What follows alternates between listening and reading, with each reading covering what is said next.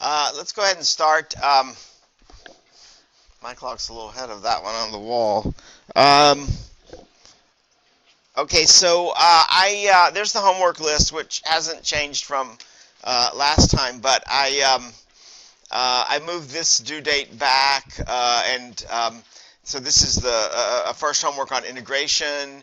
So that one has some challenging integration problems in it by substitution. So we have another example that I wanted to show.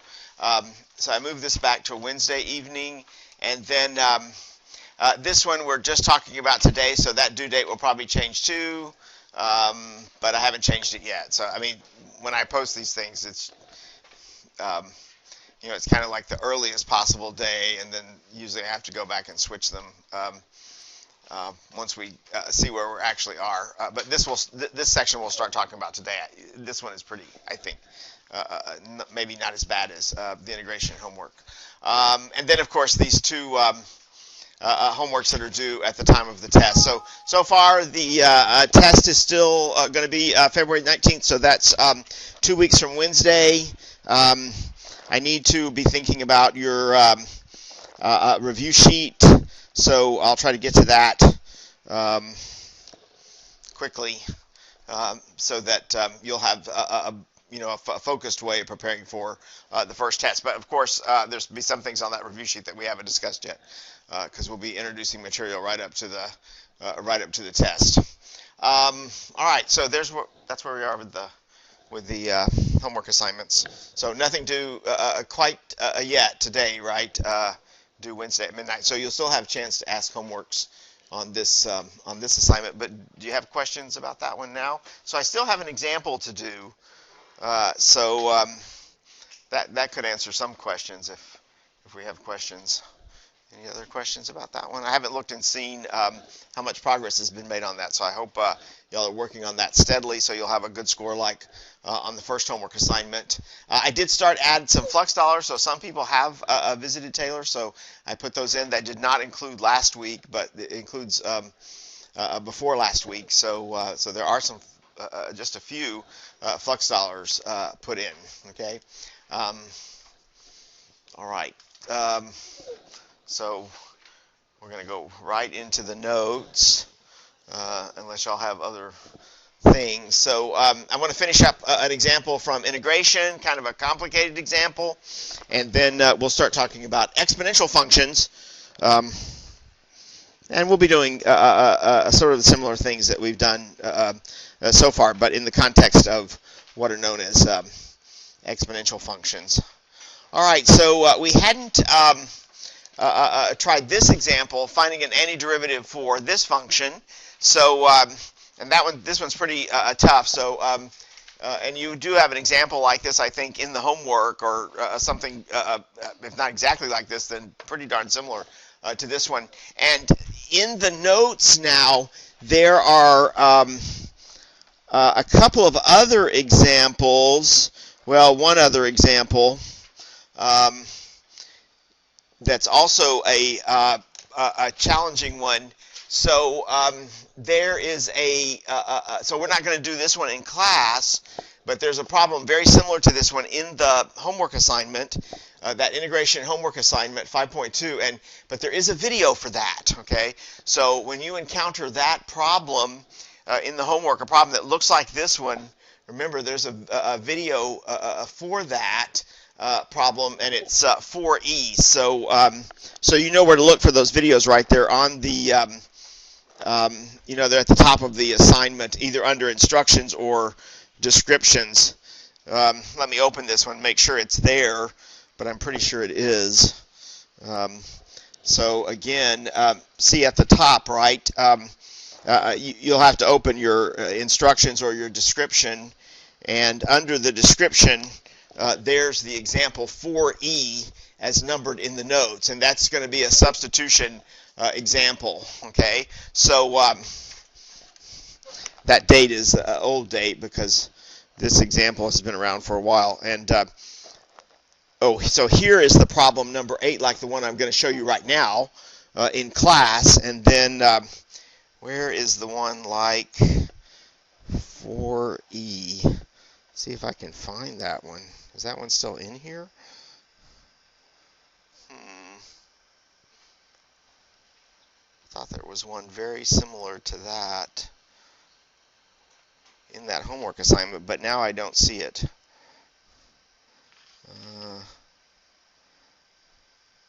So I'm not sure if I took that off of the assignment or not. Well, anyway, that's a good problem, though, to refer to, okay, because that is a little bit more complicated version of substitution, and so it will give you a little bit of help when you're encountering some of these more complicated substitution problems, okay, integration by substitution problems. All right, yeah, I thought that was there, but maybe I deleted that nice problem. That would be sad if I did that one. Okay, let's look at this example. All right, because that does look like problem 8. Okay. All right, so we're going to do this by substitution. Okay, and we're going to substitute for the denominator. And I think that's also suggested in the homework. So I've already started the substitution here, just the first step of it, right? Just set our substitution variable u equal to the denominator. Now, from this point on, once you've chosen what you're going to substitute for, that's a big choosing what to substitute for is a big part of the problem, okay? And sometimes you have to experiment, all right? But often you'll be just substituting for the denominator of a fraction, but not always, okay? So that does require sometimes some trial and error to decide how you're going to substitute. But once you've chosen, the expression you're going to substitute for, then things from that point are kind of automatic, right? They're a little bit rote for the most part, okay? But sometimes there will be some complications, and I think that shows up in this. Example. And sometimes you can overcome the complications easily, and sometimes not so easy to overcome the complications. All right. So let's see what happens here. So again, once you've chosen what you're going to, the expression that you're going to substitute for, right? Then, of course, you're going to take your derivative of u, correct? Like we always do, because you're trying to take the derivative so you can substitute for dx, right? In the integrand. So we have to compute here du dx. So since u involves the square root, let's turn that back to a fractional exponent, right? So don't forget that important step of converting that radical to a fractional exponent. You need to do that so you can take the derivative, right? So that you can apply the power rule here, right, to take the derivative of square root of 3x. All right, so let's take that derivative. So the derivative of 1 is 0, of course, that's easy. And then when we take the derivative of 3x to the 1/2 power, remember, that's going to be 1/2 times 3x to the 1/2 minus 1, right? You're going to subtract 1 from the exponent. But don't forget the chain rule. What else do I have to do here?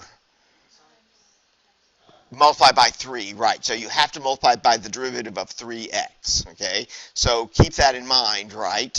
If that were just x, not with a 3 in it, right? X to the 1/2 power, then you wouldn't have to multiply by anything. But because this is an expression involving x, you have to multiply by the derivative of the expression. All right, so very common mistake is, people confuse integration and differentiation. That's a mistake that you got to get past, okay, like really early in the course. Here, we're computing a derivative. So we are using the power rule, not the anti-power rule, right? So you bring the exponent down and subtract by 1. You're not going to add 1 to the exponent and divide by the new exponent. That is integration. That's the anti-power rule, right? Okay, but here, I'm doing differentiation.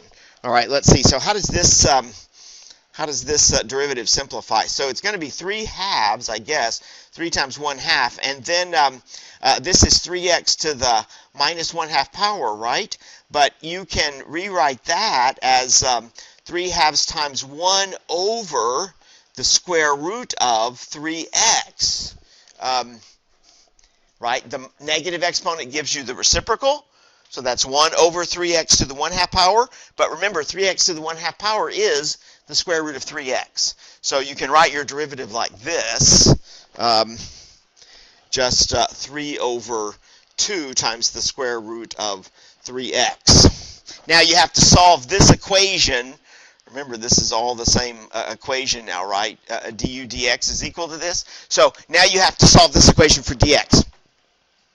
So I'm going to skip a couple of steps there. You multiply both sides by dx, right? And then you have to divide to isolate the dx. But when you solve for dx, you'll get dx is equal to, I guess it's just, what's it going to be there? 2 du.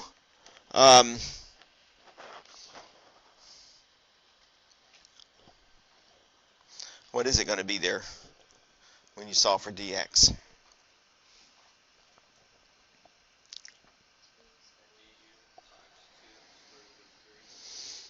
Yeah, so let me write the 2 square root of 3x first. So we have 2 square root of 3x, right, over 3, correct? And then times the du, right? Okay, so you can put the du in the top, but let me write it out separately on the side here, okay? So that's what dx ends up being. All right, so now you're really ready to go through the substitution, correct? And if you get lucky, right, a bunch of things are going to cancel, and the rest of the problem will go very smoothly. But that is unfortunately not quite what happens here, right? So I have 1 over, remember this expression, all of that is u, right? So I have 1 over u, and then times dx. But remember now, dx is 2 square root of 2 square root of 3x over 3, right, times du. So we get something that looks like this, and that is a little bit of a problem, right, because this square root of 3x now does not cancel. So it looks like we're stuck with an x in the integrand, and I cannot have that because I'm trying to change the variables in my integrand to u, right? So I cannot have an x also hanging around in the integrand. So at this point, we may be stuck, and it may be back to the drawing board. That sometimes happens when you're doing integration by substitution. So it may be that we chose the wrong substitution. That can be the case. Or it may be that somehow we can pull some other scheme here, right, to get rid of that square root of 3x. Do y'all have another idea for getting rid of the square root of 3x? Yeah, go back here and look at your original substitution. Of course, the way we wrote that equation is u equal 1 plus square root of 3x, but you can also solve that equation for square root of 3x, right, by subtracting 1 from both sides. So you have, also you know that square root of 3x is equal to u minus 1, all right? So square root of 3x is equal to u minus 1. And that, in this case, that is the secret, right? That's the trick that's going to allow you to escape this, this integration. All right, so let's substitute u minus 1 also for square root of 3x, right? Now, at the same time, this 2/3 is kind of annoying, right? And I can factor that out. So I can write this as 2/3 antiderivative of, and then let's see what's left here. Square root of 3x, right? But that's what? U minus 1, right? And then over, well, we have just a u here, right? The 3 is gone because I factored that out, and the du is still there. Oh, that's looking much nicer, right? That's looking a lot better than before. Not perfect, but that's a lot better. All right, so we've successfully substituted, right, and changed the variable from x to u. Now, what can I do with, how do I integrate this? I still got an integration problem staring me in the face, right? Well, I think the thing to do here is to, well, you're really kind of doing long division, actually, because the degree of this is what? 1. And what's the degree of this? 1. But, yeah, so you can actually simplify this using long division. But in this case, the long division is really simple because you don't really have to go through the long division steps because you can break this up into 2 fractions. What's u divided by u? 1, right? Okay. And so you get 2/3 antiderivative of 1 minus what? What's left there? 1 over u, right? That's really actually doing long division, okay? But we just did it in a super fast way because this is such a simple long division. Now I can break that up into, since there's two terms here, the 1 and then the minus 1 over u, I can break this up into two antiderivatives now. Don't forget, they're both going to get multiplied by 2/3 though. So I have 2/3 antiderivative of 1 minus 2/3 antiderivative of 1 over u du. But both of those derivatives are really easy, right? I mean, both those antiderivatives are really easy. What's the antiderivative here of this constant 1?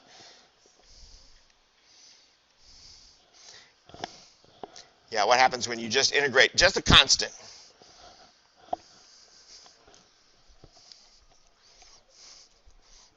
Well, not x in this case, though. What?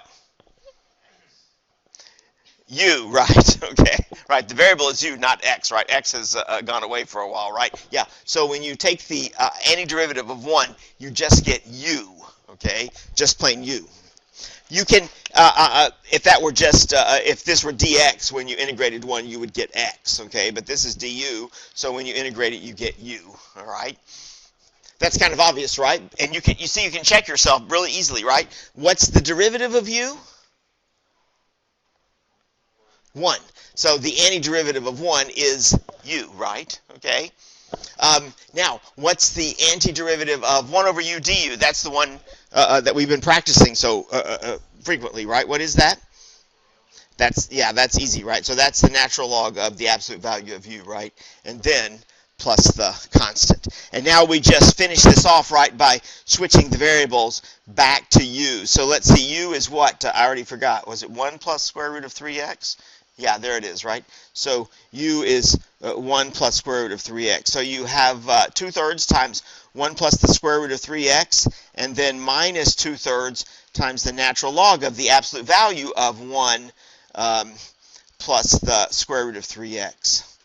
If I can get that in here. 1 plus the square root of 3x. And then plus your constant. In this case, you can drop the, in this case, if you want to, you don't really have to write the absolute value here because 1 plus square root of 3x has to be positive because square root of 3x is positive. And so when you add 1, you just make it more positive. So, so you can write these as parentheses instead of absolute value bars. Because that's not going to be negative. That quantity is not going to be negative anyway. But it's all right. We can leave it like this too. All right. So there is our, see, there's our antiderivative. Again, just substitution, right? Okay. But with kind of that one extra step of trying to get rid of the square root of 3x. Okay. All right, so again, this is really kind of a very a nice example that is in the video. You're going to do the same thing. You would let u be square root of x minus 3, okay? And try this. So let u be the denominator, and that's what's going to happen in the video, and then you'll see how that substitution comes about, okay? The video for that example. All right. Got just one more thing to look at here, and then we'll go on to talk about exponential functions. So just one more integration here, but we're integrating in the next section too. Anyway, so here we want to evaluate a definite integral, though, not a just not an antiderivative, an indefinite integral, but we actually want to evaluate a real definite integral. So we're going to come up with a numerical result here, right? Okay. I didn't draw a picture of this, but if you want to draw a picture of this definite integral, remember this represents the definite integral represents the area beneath this curve, right, down to the x-axis, going from 0 to pi over 4 on the x-axis. All right, so whatever that picture looks like, whatever that area looks like, when we evaluate this definite integral, we'll find the value of that area. All right, so let's see if we can do this one. Okay, this looks terrible, right? But yeah, it just looks awful. But it's really not. Okay. because there's an easy way of simplifying this integrand. And but you do have to recognize the simplification. And we're going to see simplifications like this one quite frequently a little bit later in the course. So this is just kind of your first taste of this sort of simplification. To simplify that square root of 1 plus tangent squared of x, I want you to recall some of your identities from trigonometry when you took trigonometry. Remember, identities in trigonometry are equations, right, that involve the 6 trigonometric functions that are always true. And there's lots of those identities. In fact, there's actually probably infinitely many of these identities, but some of them are used more than others, of course. And the ones that are really used a lot, especially for us, are what are known as the Pythagorean identities. And the first Pythagorean identity is one that you have memorized, I'm sure. It just says that when you have sine squared of a number x, right, plus a cosine squared of that same number x, that always adds up to 1. Okay, so that's called the first Pythagorean identity.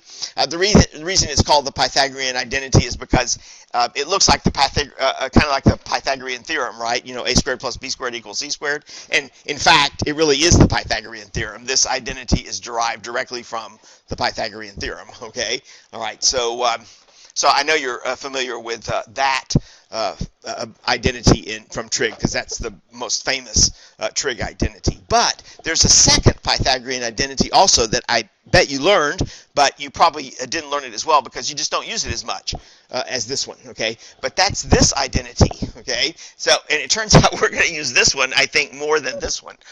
Well, maybe not more, but we'll use it a lot, okay? So this is the second version of the Pythagorean identity, okay? And what it says is if you have secant squared x minus tangent squared x, notice it's minus here, then that also equals to 1, okay? And you can use this identity actually to prove this one. So they're both based on the Pythagorean theorem, okay? But this one doesn't look as much like the Pythagorean theorem, right, as this one does. So keep this in mind. Secant squared x minus tangent squared x is equal to 1. Often, however, when you use this identity, you will solve it for secant or tangent. So you'll use it in a slightly different form than it's written here, okay? So if you solve this equation for secant, right, you get secant squared x is equal to, about secant squared. So secant squared x is equal to what? 1 plus tangent squared x, right? I'm just bringing the tangent squared x over to the right-hand side. Or you can also solve for tangent squared x, and by switching the tangent squared and the 1 to opposite sides. And so you can also write this second Pythagorean identity as tangent squared x is equal to secant squared x minus 1, okay? So, again, this, and this, all the same identity. They're just useful having them written in these different forms at different times. Well, which one is useful to us here? Yeah, this one, right? Okay, because notice that under this square root, we have 1 plus tangent squared x, right? Exactly what's on the right-hand side of this identity. So that means I can substitute under the radical, instead of writing that as 1 plus tangent squared x, right, I can write that as secant squared of x. So you can rewrite this definite integral as the integral from 0 to pi over 4 of square root of, and then instead of 1 plus tangent squared x, you can just write that as secant squared x, right? And then that's really nice because now what can you do?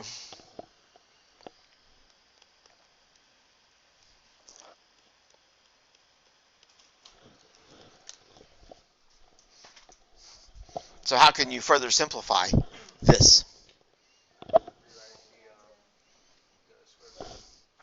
Well, yeah, rewrite the square root by doing what?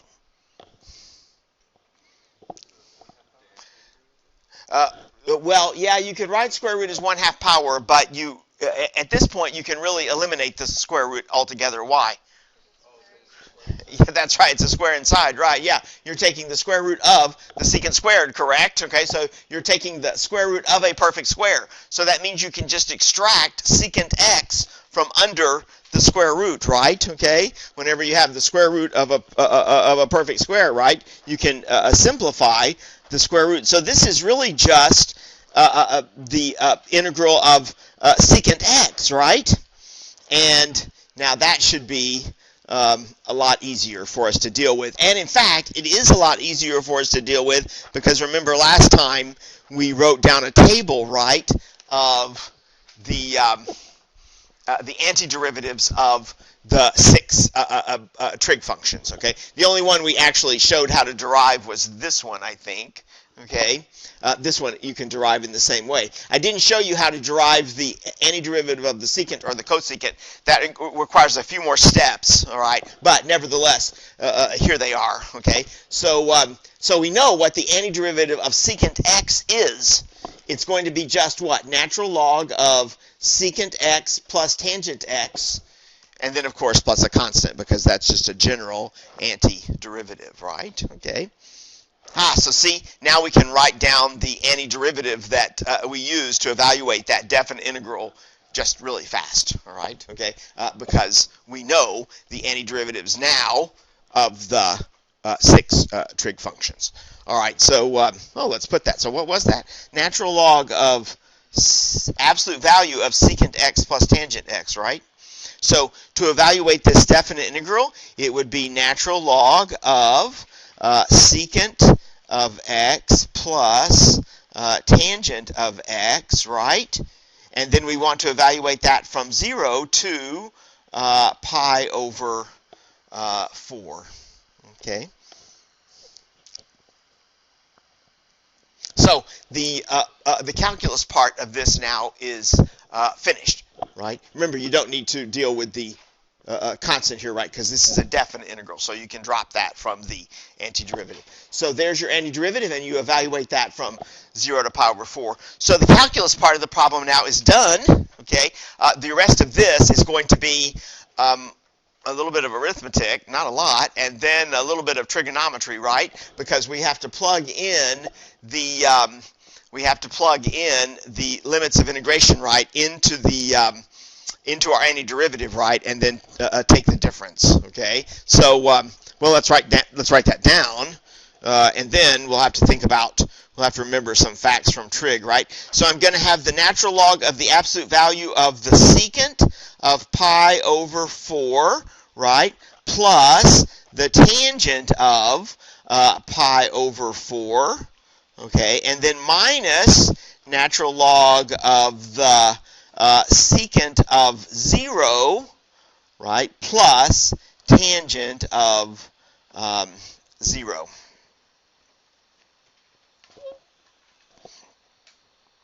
Oh, wow, okay. And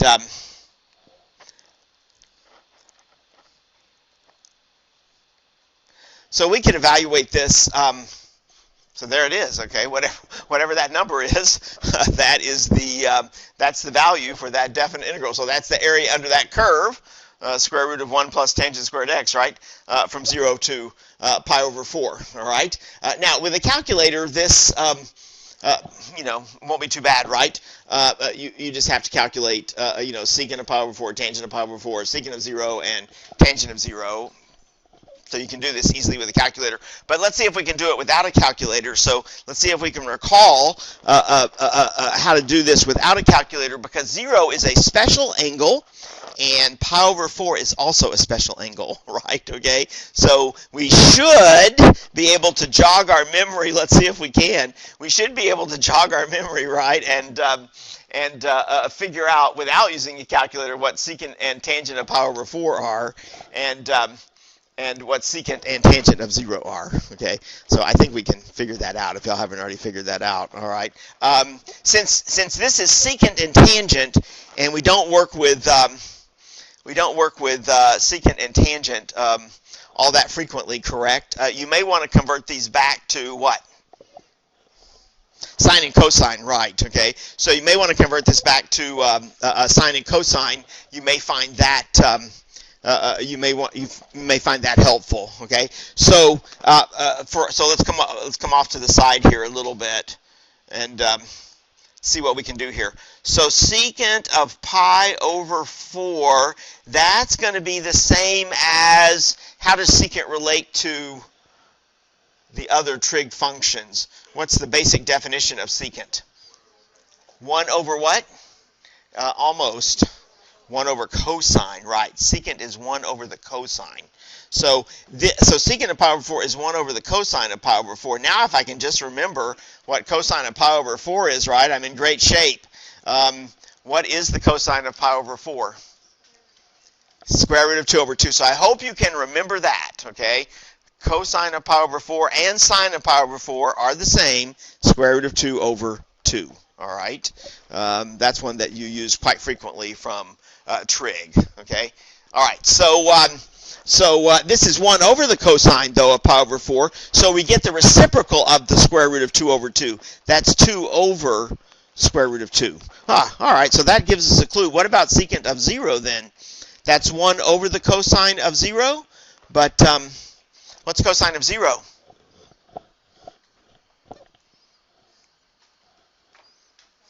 One.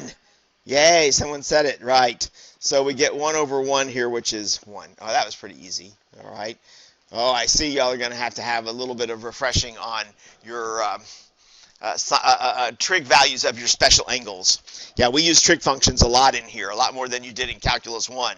So we do have to remember some elementary facts from trig, more than you do in Calculus 1, and some of those elementary facts are values of special angles, okay, trig values of special angles like pi over 4 and 0.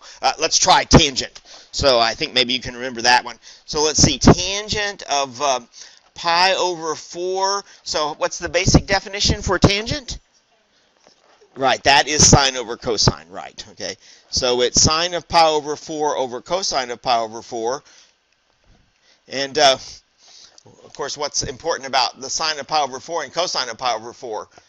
We already said cosine of pi over 4 was what? Square root of 2 over 2, right? And what about sine of pi over 4? It's the same, right, okay? So sine of pi over 4 and cosine of pi over 4, those are the same. They're both square root of 2 over 2. So if you take a number divided by itself, you get, of course, just what? 1. So tangent of pi over 4 is 1. All right, and then I guess the last thing we need there is tangent of 0. So that's, if I can squeeze it in here, see if I can squeeze it in here. That's sine of 0 over cosine of 0. But what's that going to be? Cosine of 0 is 1. We just said that a moment ago. What's sine of 0? 0, right. Yeah, sine of 0 is 0. So tangent of 0 is also 0, okay? All right, so that's it. So we can actually do this by hand without using a calculator. Well, up to a point, right? So I'm going to have natural log of, what did I say this was? Secant of pi over 4, 2 over square root of 2, right? Plus tangent of pi over 4 was what? 1. It's the absolute value of that.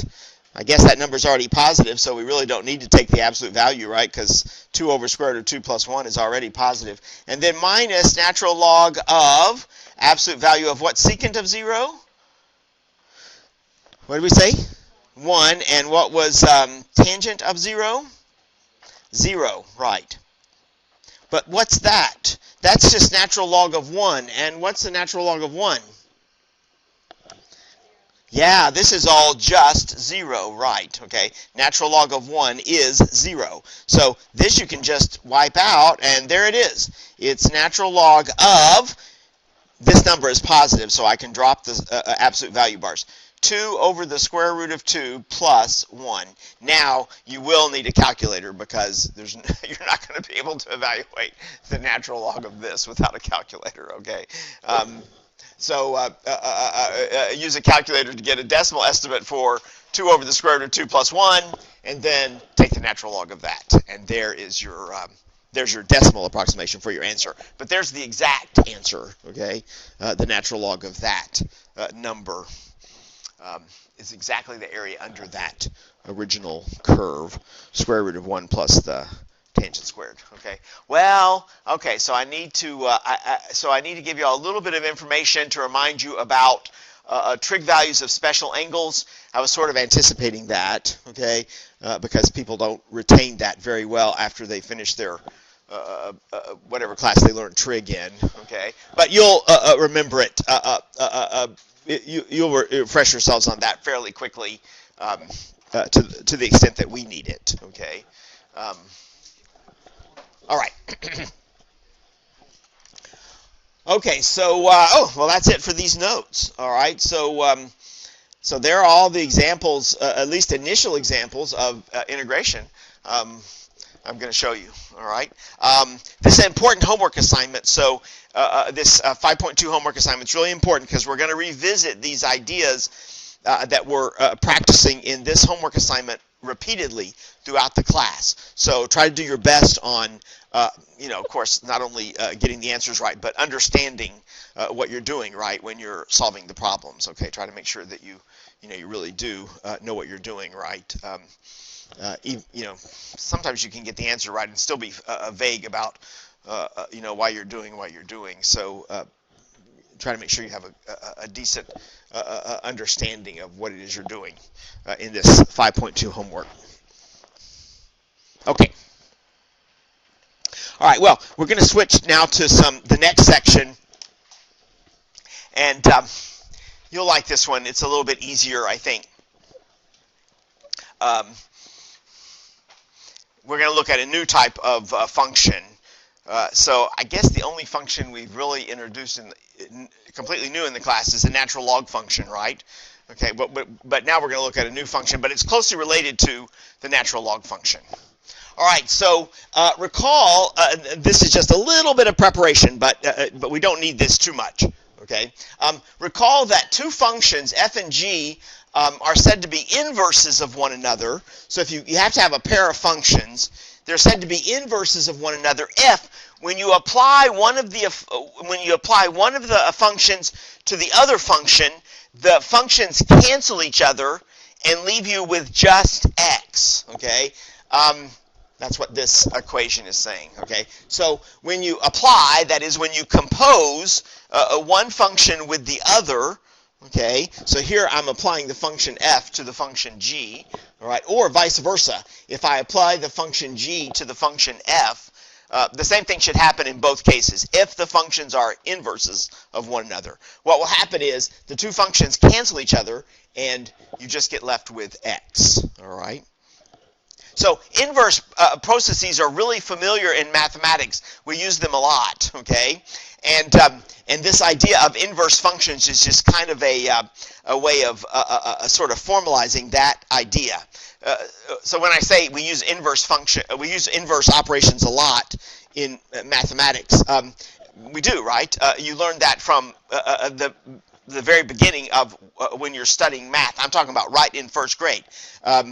You sort of learn, right, that addition and subtraction are inverses of one another, right? Okay, because subtraction undoes addition, or you can think of it as addition undoing subtraction, right? What's another important inverse operation that you learn in elementary school? And what? Yeah, right. Multiplication and division are inverses of one another, right? Okay, because a division undoes multiplication, or multiplication undoes division, right? Okay, and that same idea, continues in more advanced settings as well. So, including in calculus, right? Integration and differentiation are inverse operations, right? Okay, integration undoes differentiation, or differentiation undoes integration. All right. Okay, so we're not going to discuss inverse functions at length, okay? Just to remind you of this important fact, though, right? When you compose two inverse functions, they undo each other, and you just get left with x, okay? All right, so remember, there's this optional homework assignment. If you want to spend more time reviewing inverse functions, you got this optional homework assignment 5.3. Do it at the time of the test, and you get flux dollars if you finish 80% of that. How many flux? I think it was only 5, though. It wasn't a lot of flux dollars. So 5 flux dollars for doing 80% of those 8 problems. I guess you'd have to do 7 of the 8 then. 6 won't do it, right? 6 is 3/4. Okay. All right. So now I'm going to show you two functions that are inverses of one another, okay? So, of course, you're familiar with the natural log function, right? Because we've been talking about that. That's what we defined here at the beginning of the course, all right? But here's another function, e to the x power. So I know you've used that function in your pre-calculus classes, okay? It's a very simple function, right? You just have the base e, and then it's raised to x, right? Whatever the value of x is that you're choosing to evaluate, right? Okay? So this is the input variable for the function, and e is not a variable. Remember, that is a mathematical constant. We discussed that back when we were defining the natural log function, right? Remember, it's approximately 2.71828, but it's an irrational number, so it has a non-terminating, non-repeating decimal expansion. All right. So when you take that base e and raise it to the x power, that creates a function, of course, right? And so there it is. And it turns out that the natural log function and this function e to the x, these are inverses of one another, okay? And it's easy, actually, to demonstrate, kind of easy to demonstrate that's true, at least in one direction. So here's what I'm going to do. I'm going to apply the natural log function to the function e to the x power, to this expression, right? In other words, I'm going to compose these two functions. And notice what happens here. Because of our properties of logs, right, what can we do with this x? Yeah, you can bring it down in front, right? So you can rewrite this as x times the natural log of e. You can bring the x in front. But what is the natural log of e? What power of e gives you e? What?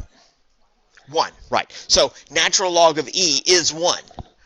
So you just have here x times 1, and that's x. So that's the condition, right, for having inverses, right? When you apply one function to the other, they cancel each other, right? And you just end up with x.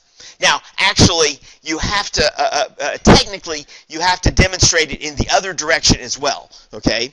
And so we really, to prove that these functions are inverses of one another, we'd also want to demonstrate that when you take the natural log of x and raise e to that power, in other words, when you apply the e to the x function to the natural log function, that they cancel each other and leave you with just x. So I'm not going to show you that, but that can be also demonstrated, okay? So you can also prove that e to the natural log of x also just, the e and the natural log will cancel each other, and you'll just get x out of that, okay? So what that means is that this function, natural log of x, and this function e to the x, they're inverses of one another, okay? Like multiplication and division are inverse operations, addition and subtraction are inverse operations, integration and differentiation are inverse operations, natural log and e to the x, those are also inverse operations.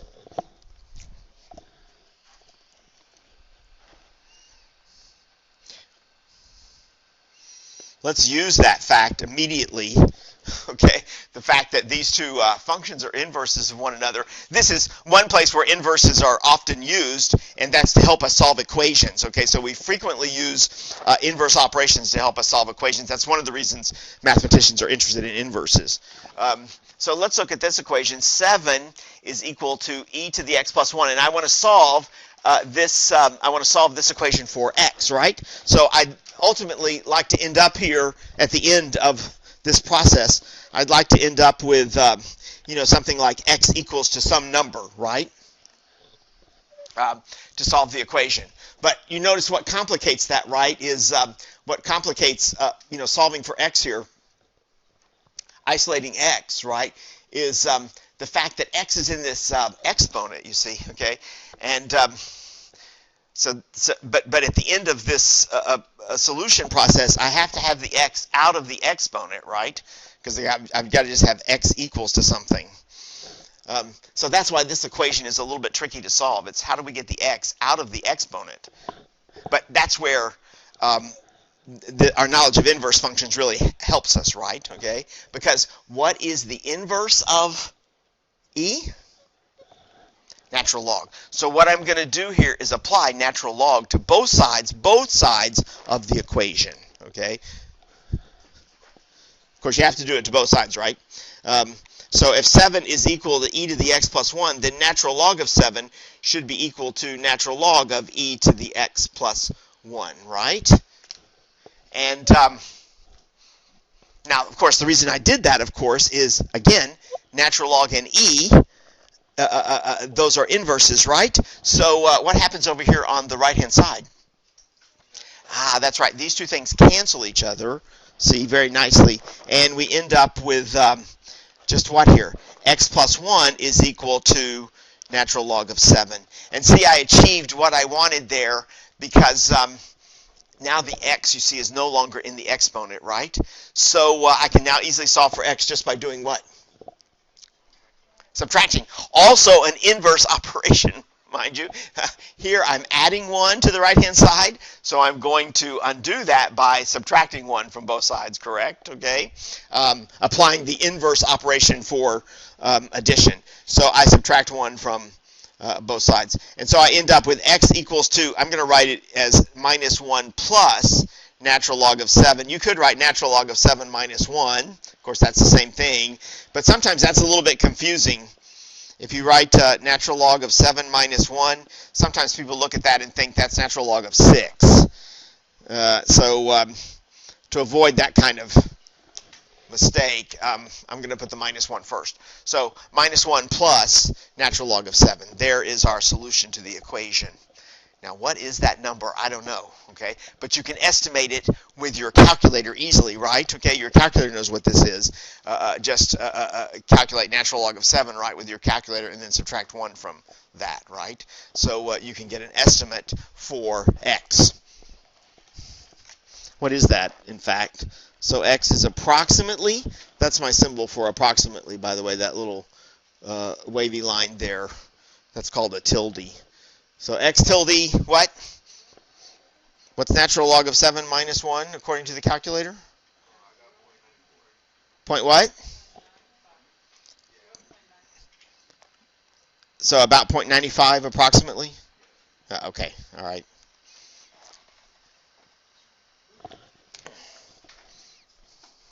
So this isn't really calculus. Well, I guess it is kind of calculus because we're using the natural log function, and we use calculus to define the natural log function. All right, what about solving this equation? Same idea, okay? Here I have natural log of this quantity, 2x minus 3 equals 5, right? And I want to solve for x. So at the end, I have to have x equals to something, right? And the problem in getting from here to here is this x at the beginning is trapped inside the natural log function, right? But at the end, I have to have it outside of the natural log function, right, to get a solution to the equation. So somehow I have to get rid of that natural log, all right? At least from the left-hand side, I have to get rid of the natural log, right? So how do we do that? E, right? Yeah. You again, you use your inverse idea, right? So you raise e to both sides of this equation. Am I saying that correctly? I think so. So I write e to the natural log of 2x minus 3 is e to the 5th power. But remember, these functions are inverses, so they're going to cancel each other nicely. So we have 2x minus 3 equals e to the 5th power. And that means 2x is equal to e to the 5th power plus 3, or x is e to the 5th power plus 3 over 2. So there's your exact solution to that equation, e to the 5th power plus 3 over 2. And again, who knows what that number is, but you can use your calculator to get a decimal estimate, right, for e to the 5th power plus 3 over 2. You know how to get e on your calculator, by the way? It's second ln of, what, 1, right? So enter 1 and then use the shift or the second function key, right? And ln, and that will give you e to the 1st power, which is e, on your calculators. So if you see 2.71828 blah blah blah, you've done that right, okay, on your calculator. Okay, so this exponential function, e to the x power, that's a very important function, okay, because it's the inverse of the natural log function, which also is a very important function. Let me show you what this function looks like, but you've probably seen it before. It doesn't have a very there are important features to the graph, but the graph is not really all that interesting. A curve, okay, and so there's the graph, all right. So notice it doesn't have any turning points in it, right? Doesn't have any turning points in it, or inflection points either. It has no inflection points. It's always concave up. Always concave up. It's always increasing from left to right, okay? Always increasing. So see, that's not very interesting from a calculus viewpoint. Another important thing that you really can't see too easy from the graph, but is important, that curve never touches the x-axis. So e to the x does not have any x-intercepts. That you really need to keep that in mind. Okay, that's really important. E to the x has no x-intercepts. All right. And the reason that's important is because from time to time, you're going to come across equations that are not exactly like this, but are very similar to this, okay? E to the x equals 0, and you're going to want to solve that equation for some reason. And what do you immediately know here?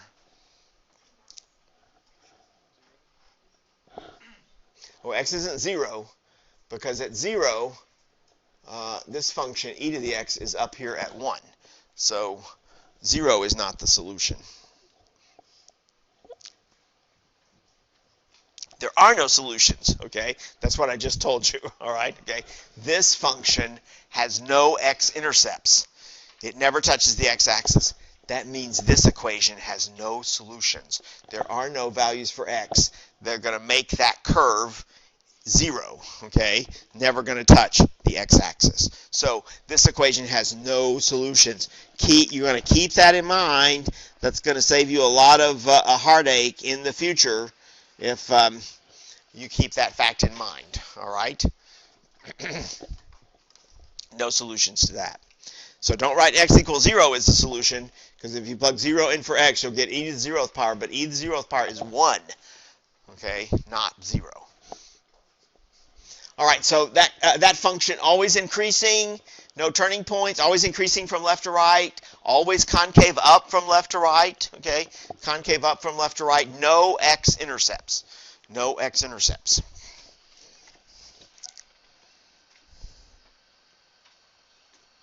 Now, the function e to the x has another property that's really useful to us, and this one you're going to like, okay, a lot. It has a very easy derivative, okay? Very easy derivative. There it is. The derivative of e to the x is, guess what? It's e to the x. This function is its own derivative, okay? So that makes that function really special in calculus. Its own derivative, okay? So really easy to differentiate. E to the x power, it's just e to the x.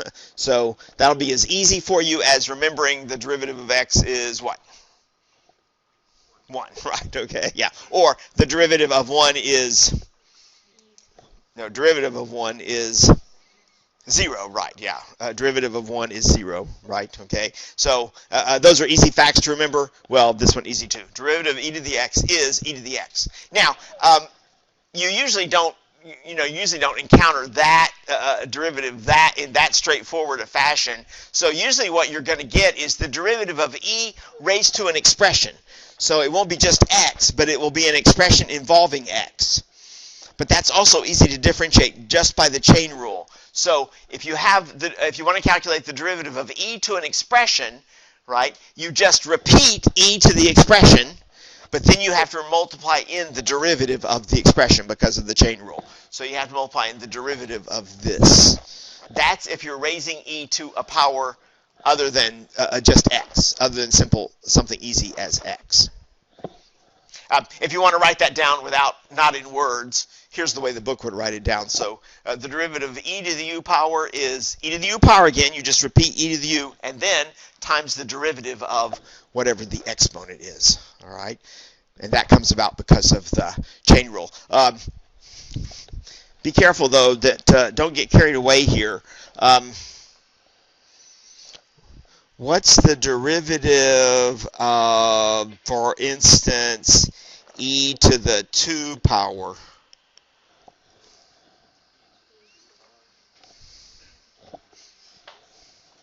Be careful. E squared is just a what? That's just a number. That's just a constant. Remember, e is a number, right? So e squared is just a constant. It's 2.71828 squared approximately, whatever that is. Something like 14 or something maybe. And so what's that derivative going to be? Nope, not e squared.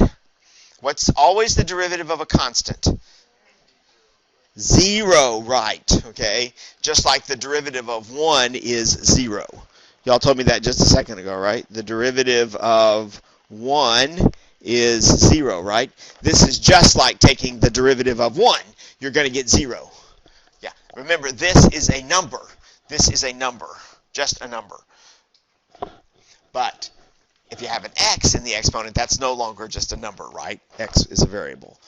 Okay, so watch out for simple, something simple like this. All right. Well, let's try some easy examples, I think. Oh, here we go. So we just want to find the derivative y prime, right, for each of these functions. All right. So let me do the first one, but y'all can follow along. It's so straightforward. So that's an exponential function, right? You have e raised to an expression. So so what's the derivative going to be there? What's y prime? What do you do? Very simple rule. Yeah, repeat the e to the 2x minus 1. You keep that. And then what do you have to multiply in?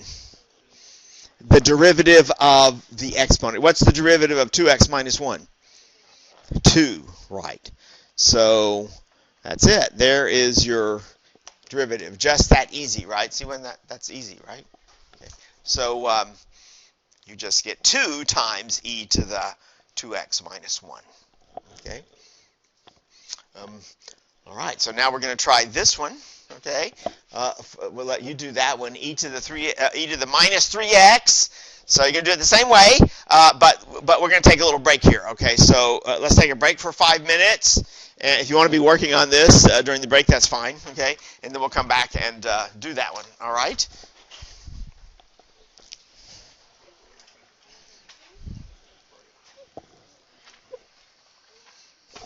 Yeah, don't let that roll get lost this time. Yeah.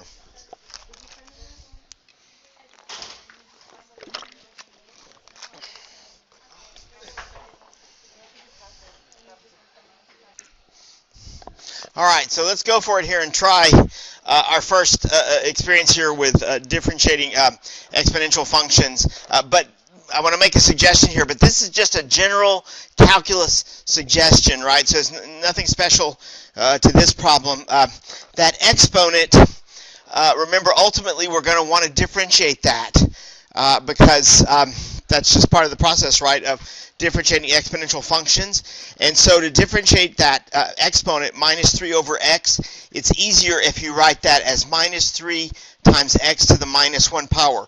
Bring the x out of the denominator there, and to do that you need to change the sign of its exponent from plus 1 to minus 1, right? Okay, and that will smooth the process there of taking the derivative of the exponent. So do that first, okay, and now you can start, right, on differentiating y there, okay, and that'll go pretty fast because differentiating exponential functions, that's just a pretty fast process always, okay.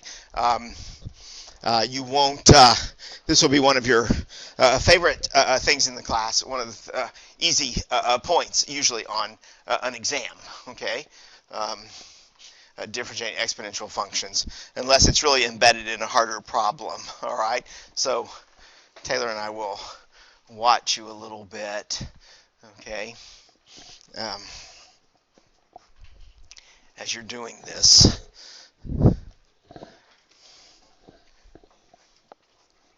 The first part of it's really straightforward, right? Because you always just repeat the exponential function. And then did you differentiate that? Oh, you did it the hard way, right? yeah, you did it using the um, um, quotient rule, right?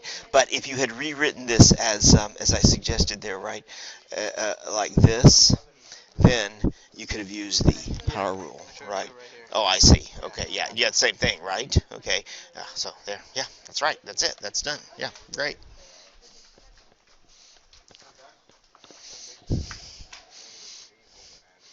Okay, so you have this, right? So how did you differentiate that exponent? So first remember you just repeat all of this first, right? So you're going to get all of that just rewritten. You can always start that way, and then you start multiplying in. That would be the derivative of this part. So what's the derivative of that part, right? Okay. All right. Yeah. So you're. All right. So yeah. So you start that way, right? Because you always just repeat the original function. But now you have to multiply in. Oh, so did you take the derivative of that? Derivative of the minus 3 over x. Yeah. What's the derivative of minus 3 over x? Is that this? Yeah, I just put it. How did you get that? That's definitely not right. Oh, no, it may be right, but I just was wondering how you got it so fast there, the derivative of minus 3 over x. What rules did you use to... Actually, what I did is minus 3 over x, and then I added 1 to... Oh, you just added one here? Okay. All right. All right. So be careful. You got to be careful about what you just did. So try what I suggested there. Write that as minus 3x to the minus 1 power. Okay. Now, all right. So you rewrite this. Now, in this form, what would the derivative of that be?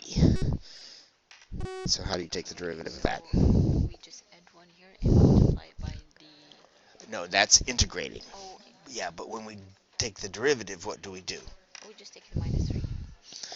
No, because if that were minus 3 times just x, that's what you would do. It would just be minus 3. But this is x to the minus 1. So you have to use the power rule. The power rule. What does the power rule for differentiation say? If that were, I think you're bothered by the minus exponent. But if that were 3x cubed, how would you take the derivative of that? Oh, you just multiply it, right?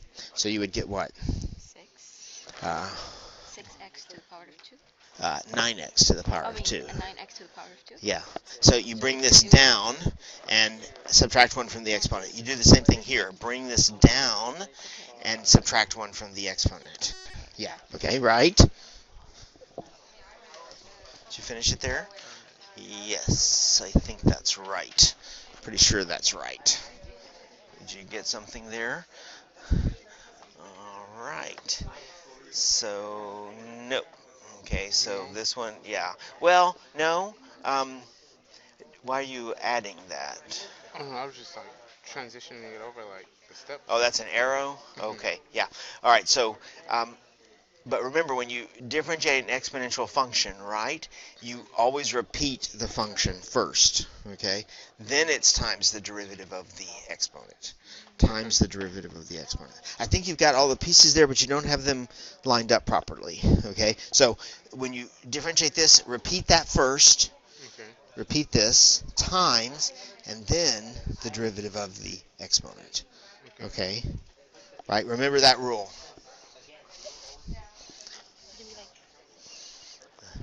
You're kind of on the right track, but I think you've gotten carried away a few times there. Okay? Yeah, all right. Did y'all get it written down? Something written down? Okay, so, yeah, I think that's right. And you got the same thing there? Yeah. Not quite, though, because you have the 3 in the denominator, and he has the 3 not in the denominator. It's just I put it like Taylor was telling me since Mhm. this -2 Uh-huh. exponent is a negative, Uh-huh. I could just put it into a fraction to Yeah, make it a so positive. yeah, the x you can, but the 3 does not go with it, because the 3 is not raised to the -2, so the 3 is not going to go into the denominator, right? So it's going to end up in the top. That's how he has it written. Gotcha. Still in the top right. Okay. All right. So, that was okay. That was interesting. So, um, all right. So So we had a variety of answers there. All right. Let's see. Let's see what the correct answer is. All right. So, you have to recognize that you're differentiating an exponential function, right? You have e raised to a power here. And so the basic rule is repeat the function. All right, so repeat the exponential function first, always. That's going to be part of your derivative. And then, what do you multiply in? Of the exponent, right. So just isolate your attention on the exponent and see if you can take the derivative of that, -3 over x. But that's why I suggested write it like this, okay, so that it would be easier to take the derivative of that exponent, okay. So I'm gonna write it down separately as taking the derivative of the exponent. You probably didn't do that on your paper, but which is fine. But just for the notes here, let me write it down separately. Take the derivative of the exponent. So how do we take the derivative of the exponent? Not integrating, but differentiating. So you use the power rule, right? The -1 comes down and multiplies by the -3. So that gives you 3, positive 3, and then x to the what? -1. And what do we do with the exponent? Subtract 1 because we're differentiating, right? So we get 3x to the -2 power. And now if you want to, you can write that as 3 over x squared. That's what it is, okay? So that's the derivative of the exponent, okay? By the way, when you bring the x into the denominator here, because that's a -2, right? Don't bring the 3 along with it.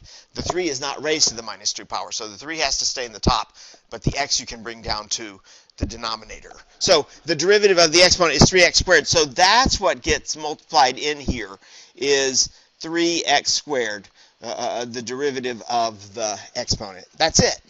So if you want to, I guess you can rewrite this a little bit. It's 3e to the -3 over x, and then all of that divided by x squared. Okay.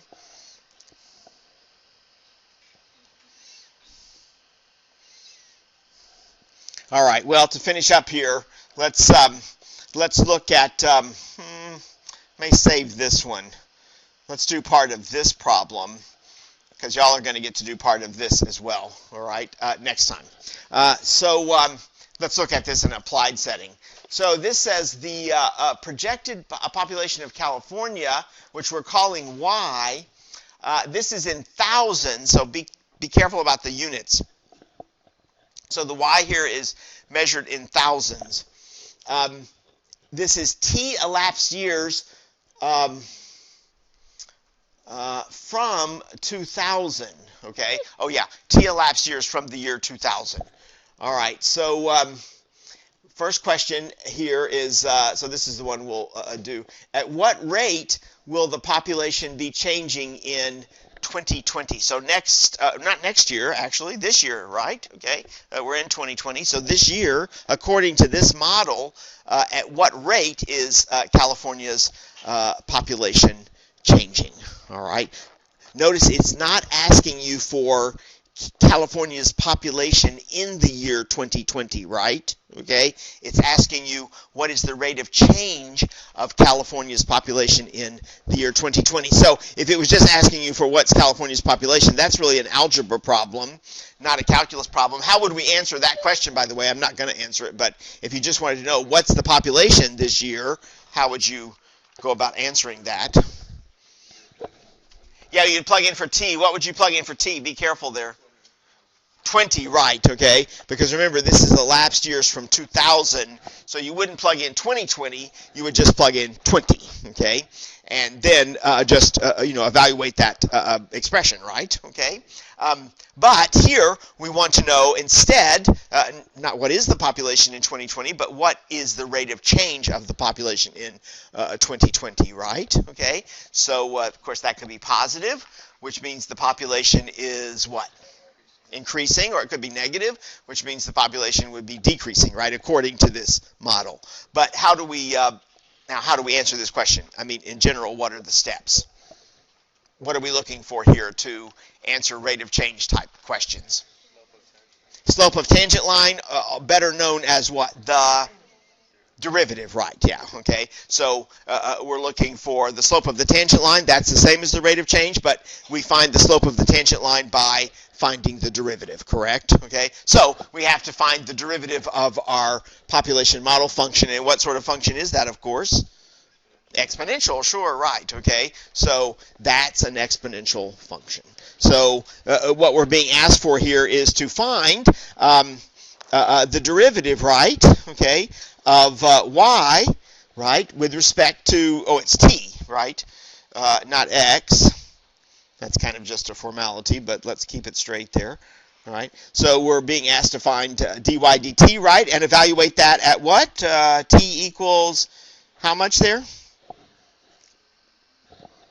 20, right, okay, because we're interested in the year 2020, which is 20 elapsed years after 2000, right? Well, okay, so to do this, correct, I have to find the derivative, correct, of this exponential function. Wow, that's easy. What is it? So you can do it there just in your head, correct? What would it be? So what do we do here? Find the derivative of an exponential function, just what? Keep the function, right, so you keep the function. There is your function. But one extra little step there, right? We have to multiply in what? Of the exponent. What's the derivative of 0.0097t? Yeah, 0.0097, right. So easy derivative, not a hard one like the previous example, right? So just 0.0097. There it is, okay.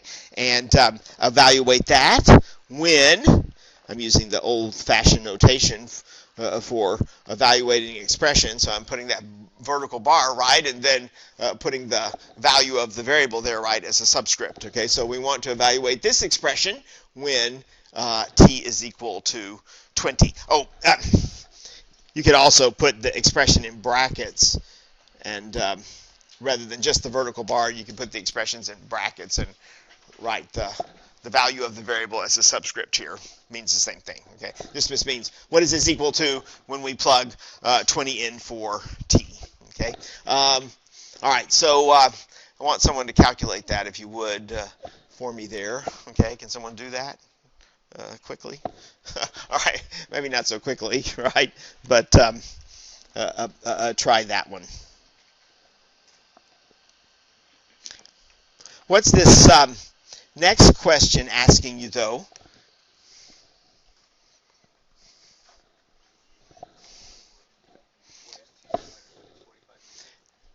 Yeah, so when, okay, in what year, right, will the population reach 45 million? So I'm guessing, right, that I'm guessing here that we're going to find out, right, the population is increasing, correct? Okay, so, right, and so because of the way this question is worded, right, we want to know when is that population going to get up to 45 million. How do we answer that one now? You said 45 To million what there?